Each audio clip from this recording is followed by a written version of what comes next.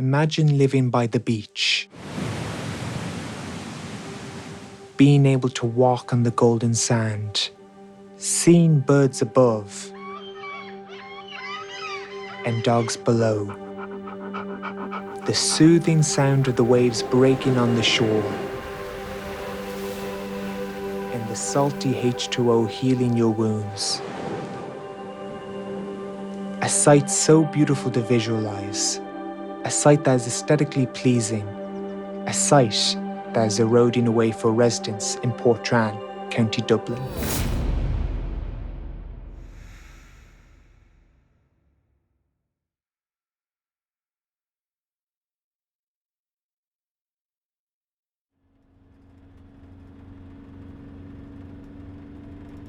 Next stop, Portrane, Portrane. It is estimated that by 2050, the impact of coastal erosion around the Irish coast could affect up to 2 million people. Its full force can be felt in Portrane, a small seaside village in North County Dublin. Approximately 1,200 people live here, and many of their homes are right on the coast, a coast that has been rapidly disintegrating since the turn of the century.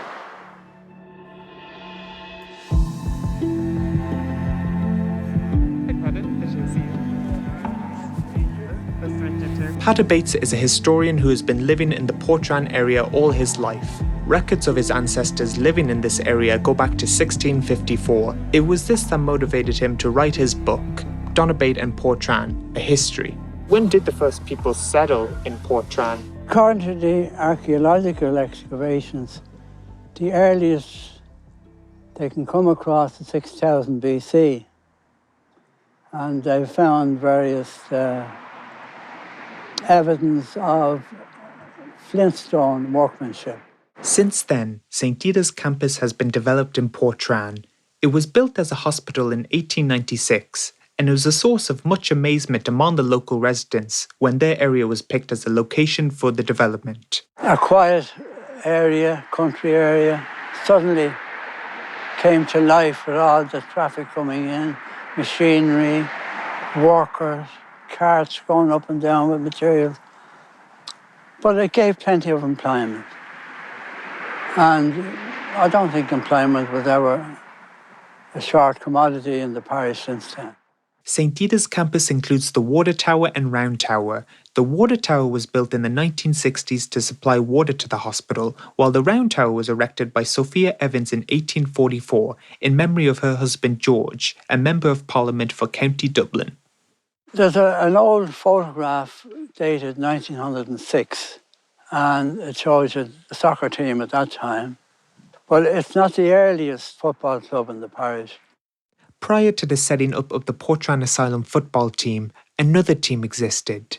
The Shillelaghs, established in 1889, were the first recorded GAA team in Portrane. Though no longer in existence, the parish has seen the formation of other clubs, including St. Patrick's GAA, St. Ida's AFC, Portrane Athletic, and Portrane Hockey Club. Lambay Island can be seen from Portrane and is where the RMS Taylor ran aground in 1854 on its maiden voyage to Australia.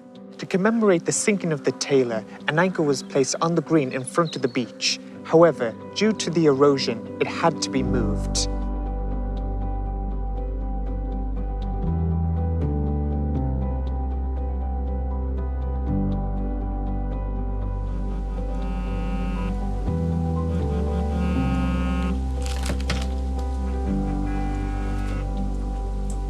Hi, Nancy.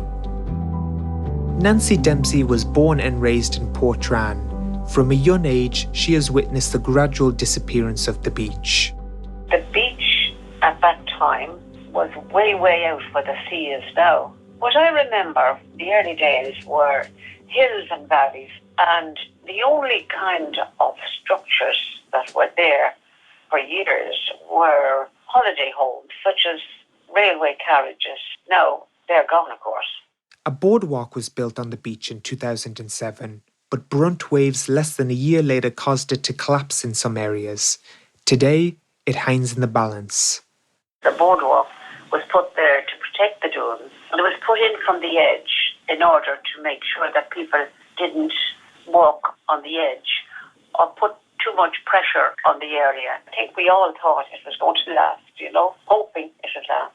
Though this erosion has been causing issues in the past decade, Portrane residents have been voicing their concern as early as the 1940s.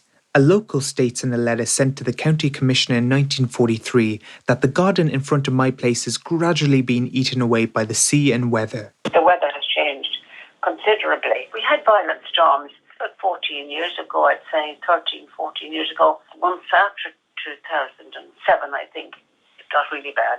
And of course, it kept getting worse. Nancy, thank you very much for your time and take care.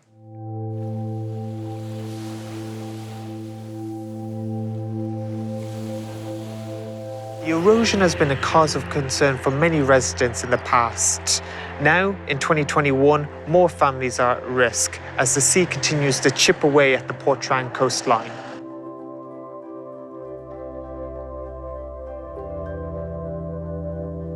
I know there are a lot more kind of CVs they won't place there, kind of that. Eddie Monks owns the local chipper in Portrane. Living here for over 40 years, his home lies meters away from the dunes. During the last 10 years, he has become concerned about the increasing erosion. We started filling sandbags then first. We started doing that every Saturday, maybe every second Saturday. And then they got covered and then we had to do it again. And then there was meetings going on with the council at the same time, so they eventually came up with this, the CBs.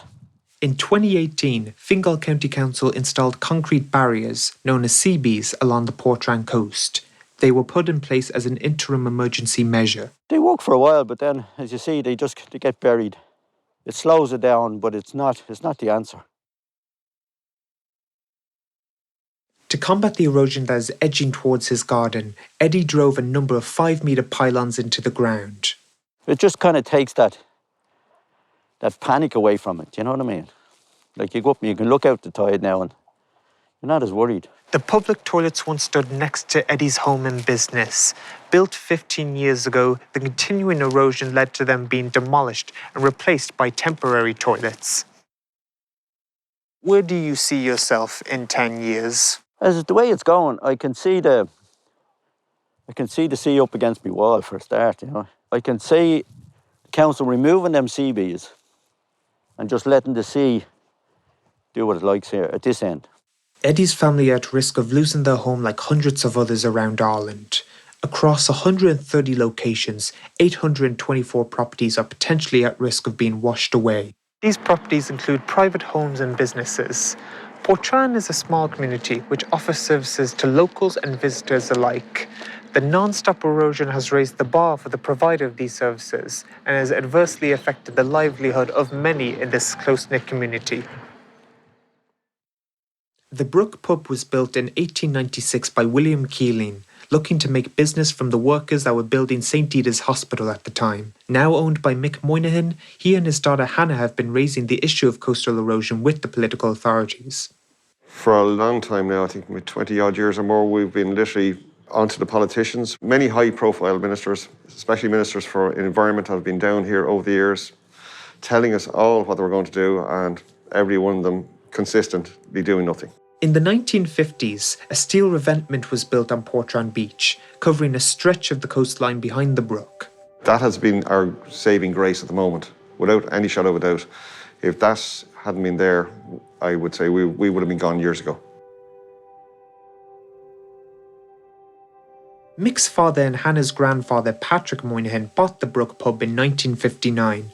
3 years later, he sent a letter to the Minister for Local Government, outlining the effect that the coastal erosion in Portrane would have on his business. Since Patrick wrote his letter, climate change has become a much discussed topic, but has this made any difference to the owners of the Brook Pub? Political action, I'd say, has just been very, very little. Like, this isn't a problem. Like, coastal erosion in Portrane, like, it's been there for about 70 years. It's not something that's just happened the past 2 or 3 years. As the younger generation are more conscious of the environment, will their awareness of green issues make them more willing to tackle coastal erosion when they become the influencers of the future? Young people are good now in relation to climate action. Young people are buying secondhand more. But in relation to the coastal erosion, young people, or just people in general, I think if the problem doesn't directly affect you, why should I care, is the attitude, I think. Who else in Portrane has been affected by the erosion? The Shevlins are the ones that down here. The garden has been, I think, more or less gone. They've put measures to try and stop the erosion, but again, it's just been washed away all the time. David Shevlin has been living in Portrane for over 20 years. Since then, he and his family have lost upwards of 20 metres of their garden and have growing concerns about the erosion. Really became a concern around 2011 after a few storm events undermined the public right, or public walkway. And after that, pretty much the sea has been taking. What effect has the erosion had on the service utilities, such as underground pipes, electricity? Yeah, the last storm event back in August, we lost our main sewage connection. So we had to have a rerouting of that. Wanting to prevent the dune being further eroded by the incoming tide, David constructed a barrier consisting of sandbags last year. Just felt that if I didn't do something, I was just going to continually lose, to the point where the house would actually be tipping on the edge. So I had to act. It's within my boundary. I surely have the rights to protect my home. After David built his barrier, Fingal County Council released a statement asking residents living along the Portrane coastline to avoid erecting barriers. I put a few questions to them, and when I didn't get appropriate answers, I informed them that I will be re-erecting my boundary fence, which I have every right to. It's my property. The coastal erosion in Portrane has seen one resident lose her home. Grania Hannigan had to vacate her property in 2018, and a year later, the house collapsed onto the beach. How confident are you that this problem will be fixed? I'm more hopeful than confident. I suppose the plans are in place for a protection measure, but with COVID and with planning issues in this country, who knows when those will be put in place.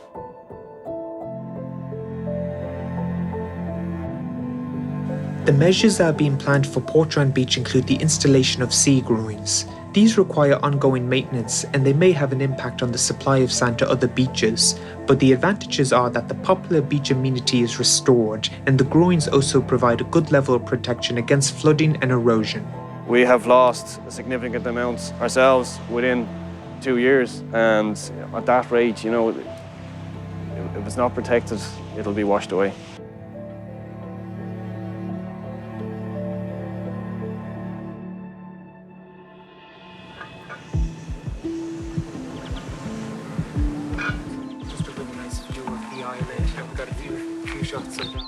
Darren Clark is a lecturer in the School of History and Geography at DCU.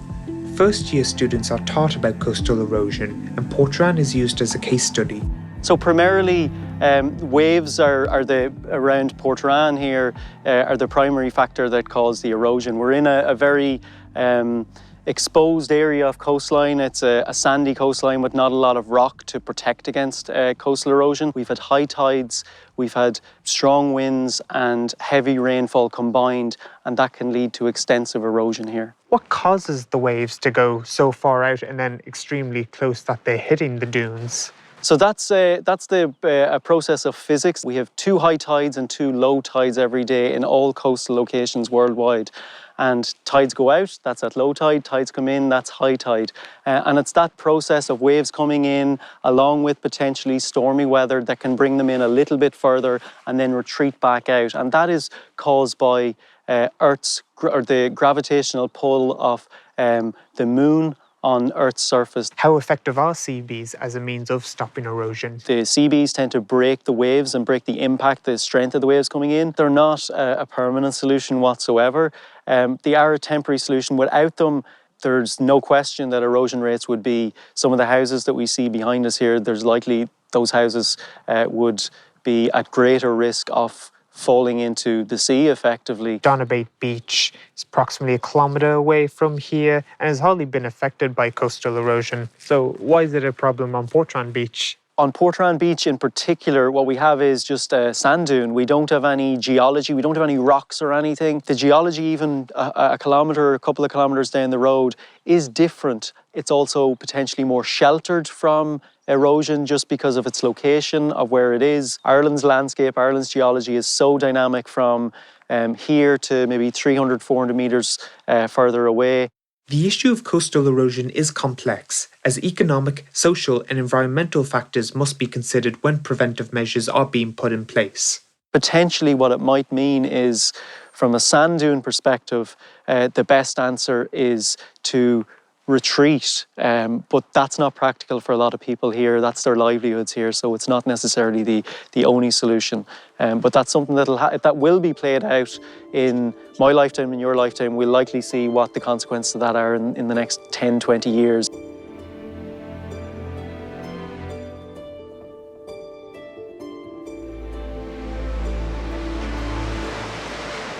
The issue of coastal erosion is a matter for Fingal County Council, who are working with state bodies such as the Office of Public Works and the National Parks and Wildlife Service to address this situation along the beach. As early as 1949, the coastal erosion in Portrane was a topic of discussion in Irish political circles. It has remained a very live issue up to the present day.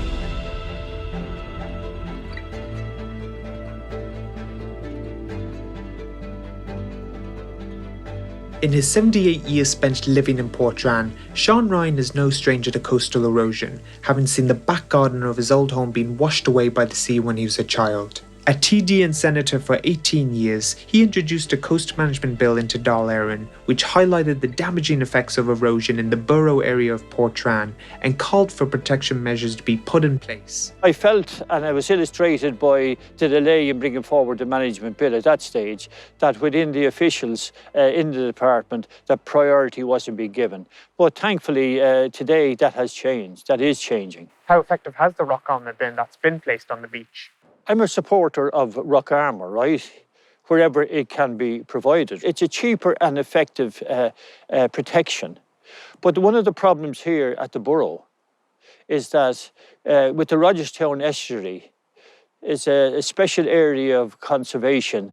Under the EU Habitats Directive and EU Birds Directive, Rogerstown Estuary, which includes Portrane Beach, is designated as a special area of conservation and a special protection area. As a result, the options for preventive coastal erosion measures in Portrane are limited. What advice would you give to the local residents here who are anxious to get Fingal County Council to address this problem? Put pressure on the local councillors, the local TDs and everyone to make sure that there's not a further delay with this proposal.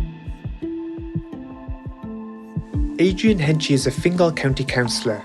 Born and raised in Portrane, he and Fingal County Council are hoping the construction of sea groins on Portrane Beach will begin as soon as possible. But due to the EU Habitats Directive, the proposal has to go through the imperative reasons of overriding public interest process. There's only been one other successful application, that was down in County Sligo. I don't underestimate the fact that it's going to be a serious challenge to get it over the line with An Bord Pleanála, but hopefully we will, by just June, carrying out the due diligence, carefully analysing the consultations that come in and working closely then with RPS, who have been the consultants that have been working on it over the last number of years here in Portrane. Worst case scenario, if it isn't approved, what is the backup plan? If it's not to be, obviously we will be back to the drawing board, but I think it'll have to fall back in some degree of a national strategy to deal with it, because it is happening, and it's happening at a very quick rate. It can't be ignored and needs to be addressed. There are CBs that have not been deployed onto Portrane Beach, so what would become of them? Certainly, if it was up to me, I'd certainly love to reinforce this area here behind the local businesses in Portrane. But I think RPS are the best in terms of making that decision ultimately.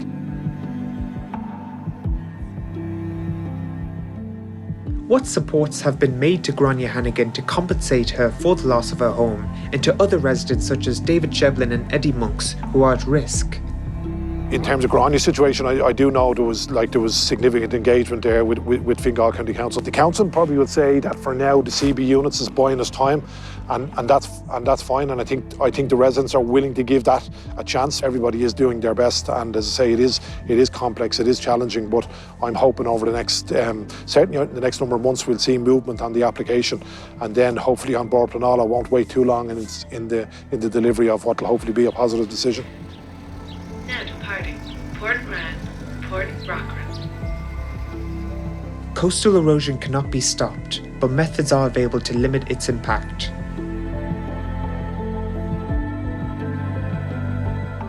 The residents of Portrane await approval for the installation of sea groins. Whether or not this will be successful remains to be seen.